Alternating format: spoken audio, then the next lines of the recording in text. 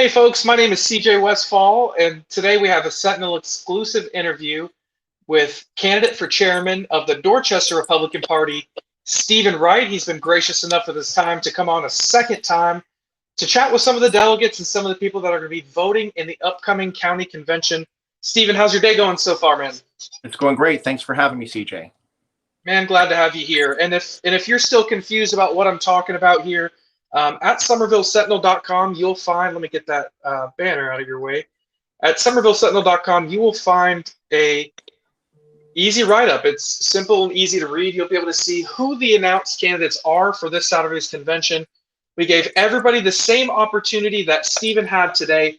So I wanted to make that clear before we chatted with Stephen. You know, all the candidates were invited to come on. And if you'd like to see a full list, SomervilleSentinel.com has that list for you. But I want to start, Stephen, with the convention this Saturday. We spoke a couple weeks ago on live. What have you been working on since the last time we talked? Well, CJ, once again, thank you for having me on the show today. I do appreciate this opportunity. I think that as the chairman of the Republican Party, in order to be successful, you have two key roles. You are the ambassador of the party. So you're kind of the face of the party. You're speaking on behalf of the party. And then you need to be accessible. You need to be accessible to folks like you and others who want to hear about what the party's doing. So I do appreciate the opportunity to address the folks that will watch this via live or in the future. But a lot's been going on. I have been completely humbled by the amount of support that I've received during the course of this campaign. I've received more support than I ever imagined. And I think I've received that support because people want a dedicated leader, a servant leader, a humble leader who will deliver results, who will follow through with their word, who will actually assist Republicans and grow our party. And so I've been meeting with folks every week, almost every night of the week or every day of the week, speaking to folks on the phone. And we're now 3 days away from the convention. And my team has a very strong get out the vote effort going forward right now. We had a call night on Monday. We have a mailer that dropped today and tomorrow. And so we are doing everything we can to win this race because there is too much at stake here locally and nationwide to allow folks to continue to be in power that just aren't delivering results. No doubt. I couldn't agree with you more there. Can I give the folks a quick view of that mailer that went out? I mean, this was really impressive. Stephen, do you mind if I show the viewers the mailer that just arrived in their mailboxes? Absolutely. No problem. Check it out. So looks like just about every Republican, is there, I don't think there is, but just about every Republican elected official in Dorchester County has endorsed Stephen's candidacy. Is this precedented? Has this ever, I mean, this seems unprecedented to me. Has this anything like that ever happened before? To my knowledge, no. Now, you may have candidates that support one candidate or the other. Most elected officials typically stay out of these races for chairman because sometimes they become very heated, very divisive. But the fact of the matter is I'm building a coalition of Republicans around my campaign. I don't believe in a litmus test. I believe in a big tent party. I believe that we need social conservatives, fiscal conservatives, whatever you are, we need to welcome you to our party. And that's what I've done over the course of this campaign. And so, yes, it is unprecedented. I have 6 Republicans. There's only 6 Republicans on county council. They're all supporting me. I have every member of the legislative delegation that's Republican supporting me. I have a majority of countywide elected officials supporting me. And really why I believe it's more unprecedented than normal is my opponent's been chairman for 7 years. And so it's rather interesting that all of the Republicans that are elected in our county who have been elected by Republican primary voters are supporting the challenger to the incumbent chairman. And I believe the reason that they're doing that is they believe we need new leadership with a bold, positive vision for the future. We need leadership that has a record of delivering results. But most importantly, we need leadership that will work with our elected officials, not against them all the time. Well, I think that's well put. And, kind of takes me into just the other, I think it was either last night or the night before you had that get together. It looks like it was a packed house at Coastal Coffee Roasters the other night. Looks like a ton of support. I only see maybe one empty chair. I guess maybe that was your chair. Can you tell me a little bit about how that went? Was it last night or the night before? It was last night. We had a meet and greet at the Coastal Coffee once again, another opportunity to address the delegates directly. I believe accessibility and communication are two areas that will be improved immediately if I'm elected as chairman. And so what I've done during the course of this campaign is made myself available to all the delegates. We had over 30 people come out last night that are delegates to the convention. Some folks were undecided and came in and decided to vote for me. Some folks were already supporters. But at the end of the day, we have a broad coalition of people across this county supporting my campaign, and it's been a very humbling experience. It certainly has been humbling, I'm sure, man. Well, I mean, a couple things. You talked about the credibility of the local party. How can the credibility of the local Dorchester Republican Party be restored? Let's paint the. I'd rather talk. What's the positive vision? How can we restore that credibility? I'd rather save another day to criticize the other guys. What do you think we need to do to restore that credibility? The only way credibility can be restored is with new leadership. My opponent's been chairman for 7 years. And during that 7 years, our elected officials have become disengaged with the party. Our party membership has declined. And the only reason party membership is up right now is for two reasons. Number one, there is a challenger in this race for chairman. And number two, people are upset about the direction of our country. They want to get involved. But if we don't have leadership in place to guide them and how they can best be effective, then all of the work that we're doing here at the local level is irrelevant. I believe the Republican Party has three basic purposes. First, our purpose is to identify our supporters. Second, our purpose should be to educate and communicate to those supporters. And third is to mobilize those supporters.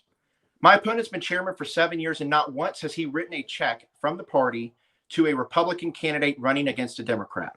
What is the point of a political party if you're not going to support Republicans on the ballot in a general election? And so my vision for the party, number one, is we need to grow the party. We need to grow the party by building on the enthusiasm of the 2020 election. But most importantly, we need to reach out to young people and minorities. We saw in the 2020 election a record number of minorities and Hispanics vote for President Trump. But it's our job as a party to identify those supporters. And I want to bring them in.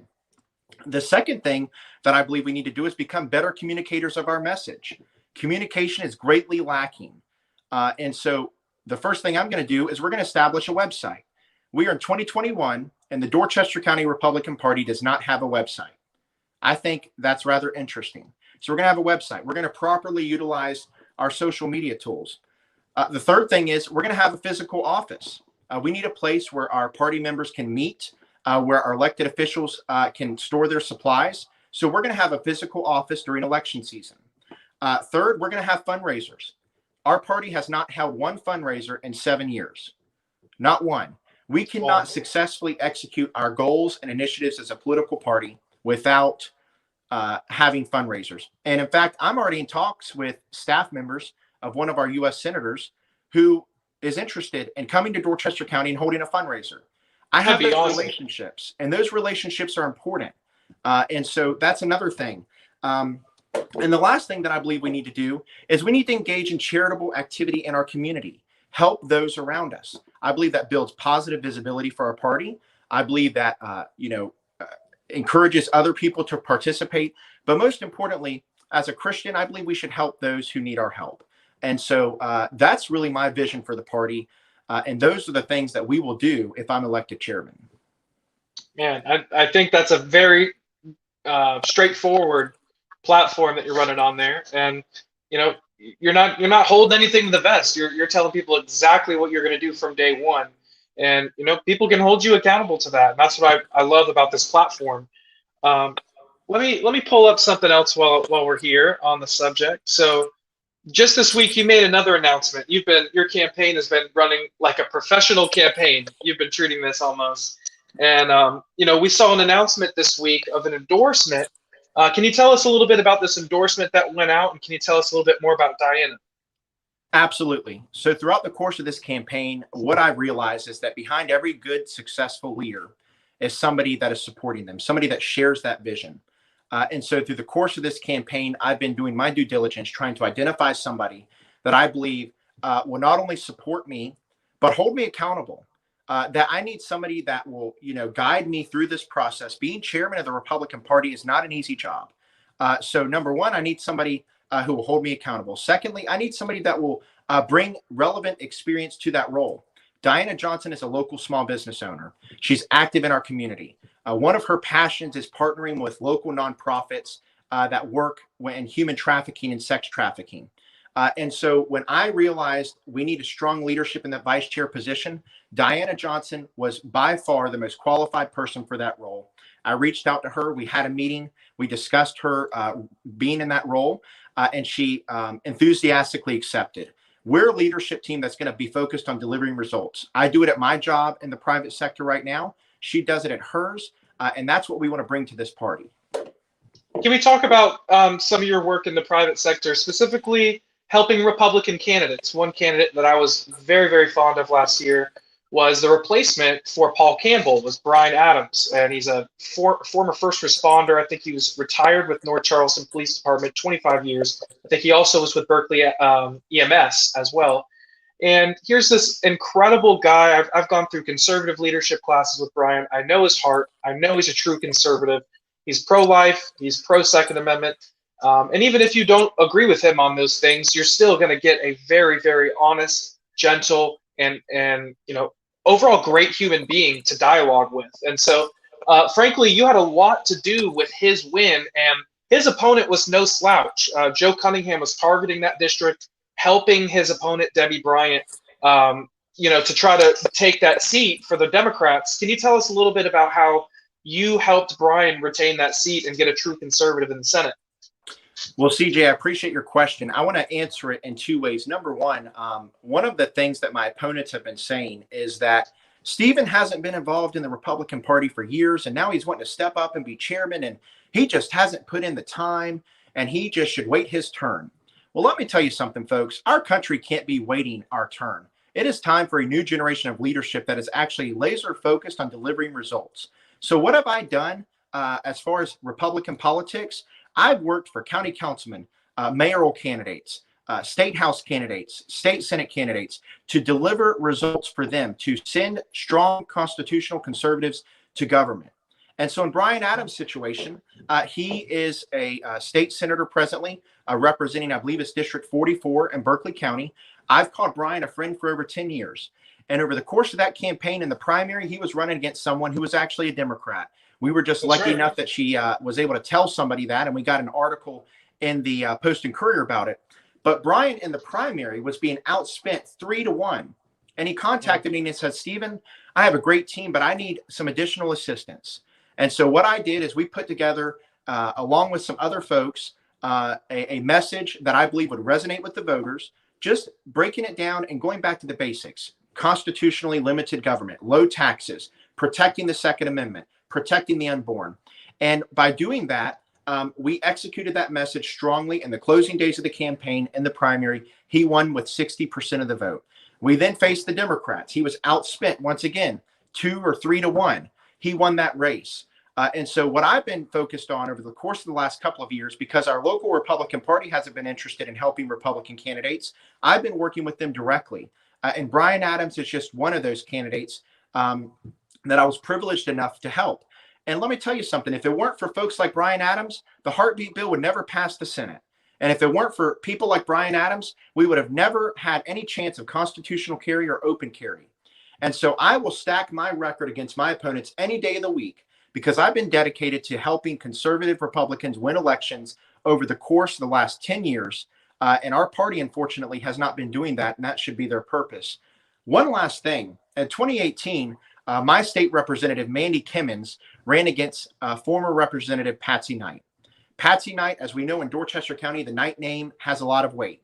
She was our treasurer for 20 or 30 years. She ran for state house in 2006 and won, and she'd been state house member for 12 years. She'd beat every Republican that ever ran against her. Mandy Kimmons decided to run for that race, and I decided to help her. I helped her in the primary. She won the primary. I helped her in the general election.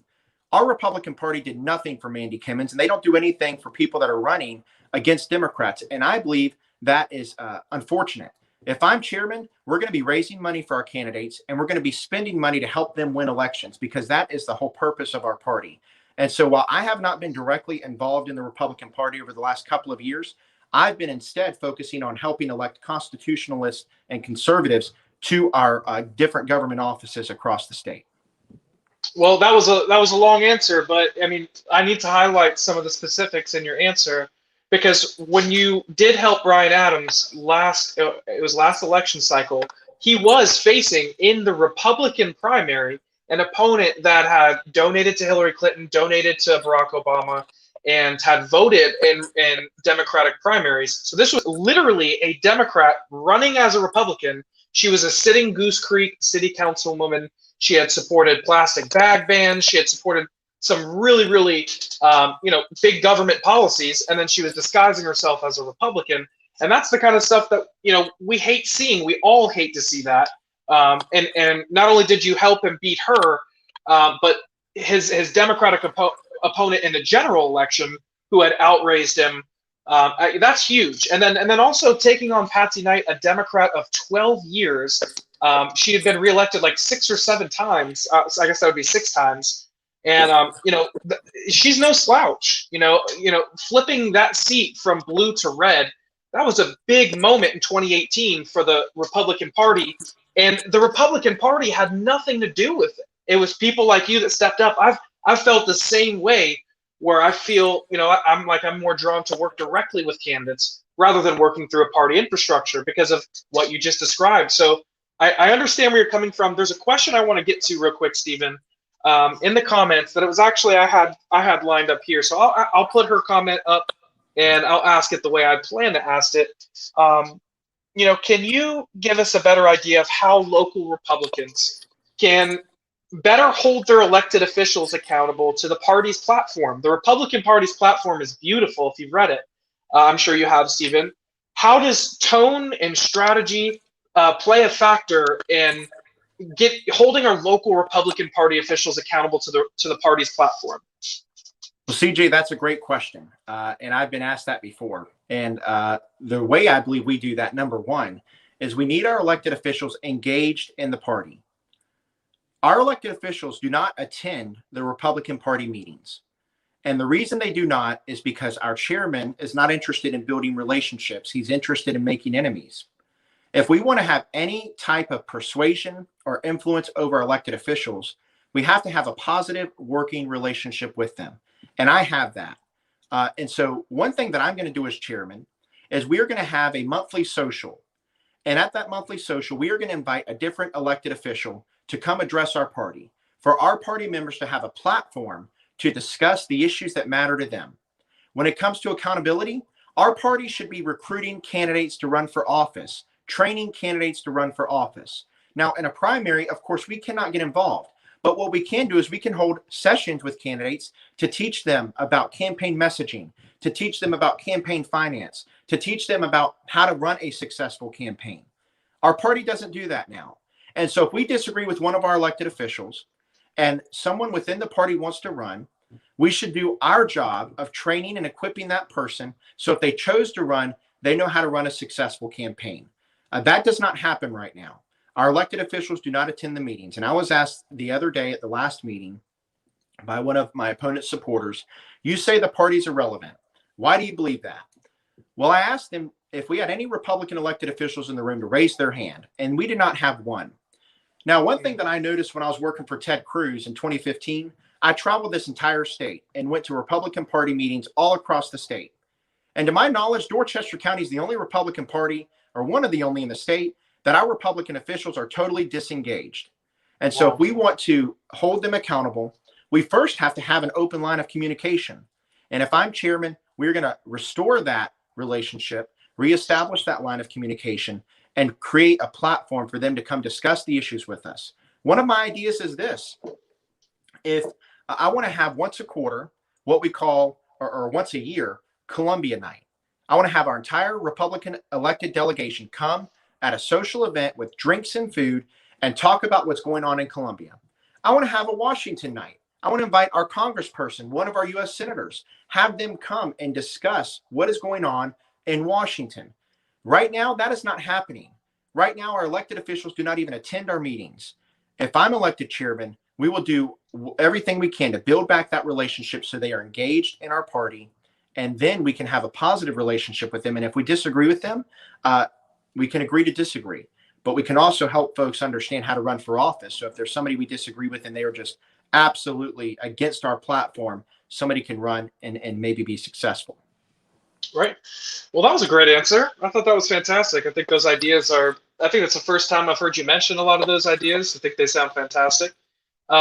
Let's get to two more things, two more items, and we'll call it a night unless I see any more questions pop up. She said, the person who asked that question, by the way, said, great answer.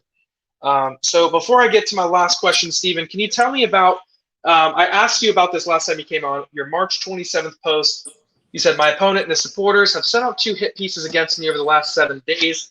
It has become clear my opponent does not have a positive record to run on, and instead has chosen to adopt a negative strategy.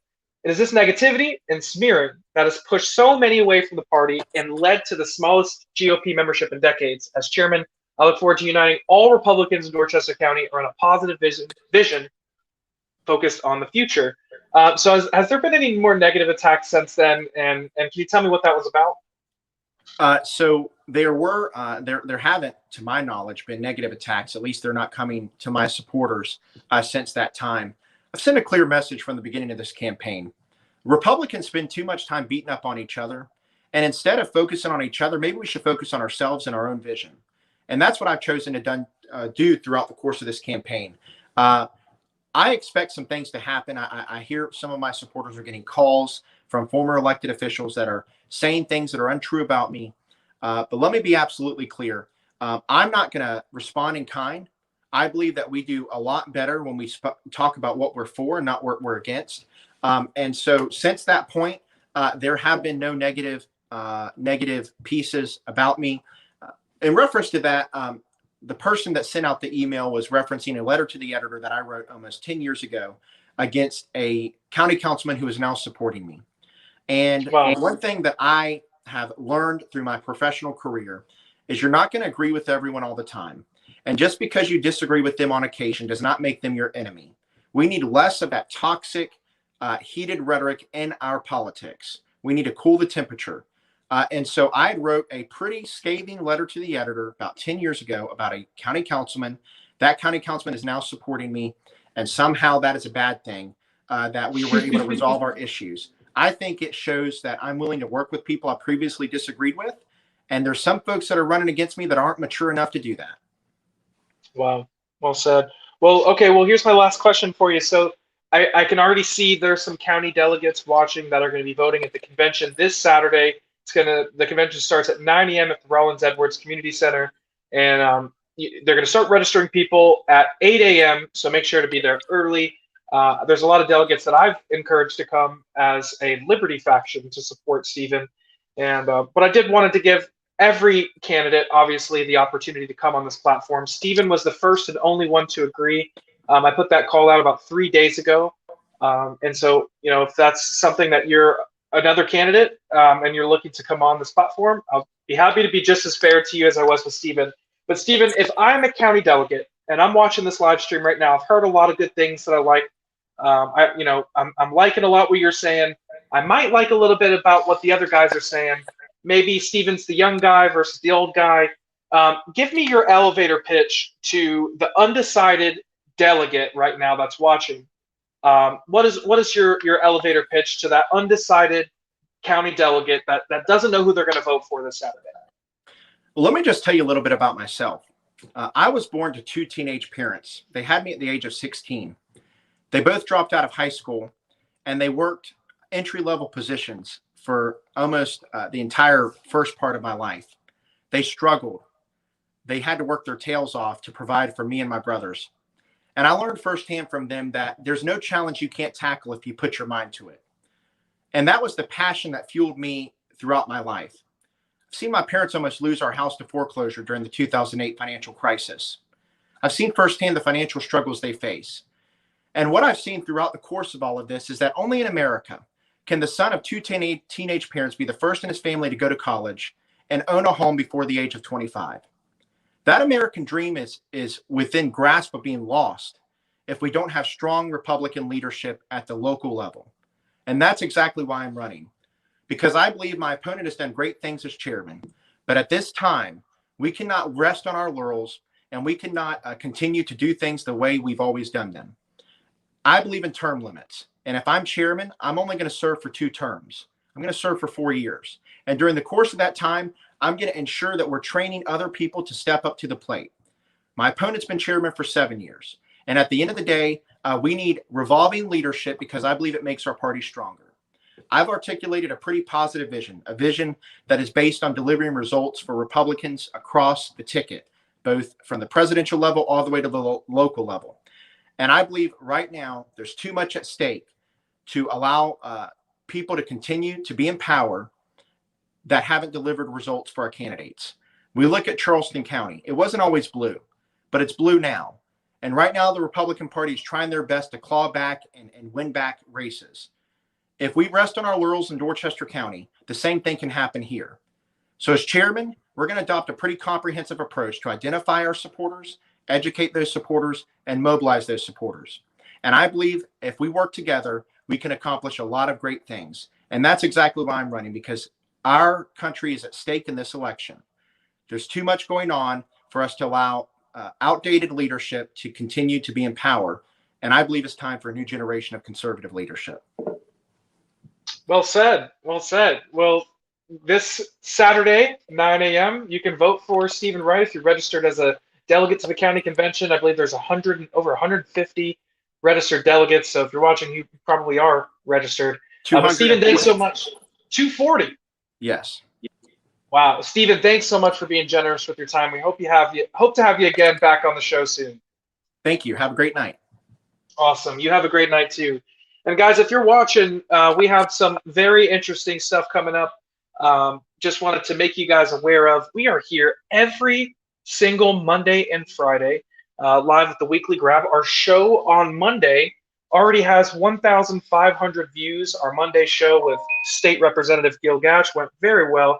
And then this coming Monday, we're going to have on Spike Cohen, who was the 2020 vice presidential nominee from the Libertarian Party. So even if you don't call yourself a Libertarian, still going to be a very fantastic podcast. He's a very hilarious guy. If you haven't had a chance, go ahead and like our Facebook page at Somerville Sentinel, or visit our website at somervillesentinel.com. You can see that full list of candidates that we talked about that is there for the Dorchester GOP County Convention. I want to remind you, the local newspapers are not doing this. They're not going in depth on the local county conventions. They're not interviewing the local influencers. We're taking the time out of our day to do that because we think it's important to bring this to you. We think it's important to ask some of the hard questions. And, we're going to keep doing it for you guys. So tune in, like the Facebook page, share the stream. And if you're a delegate, make sure to show up this Saturday to make your voice heard. Hope you guys have a great rest of your week, and we'll be back this Friday with the Weekly Grab.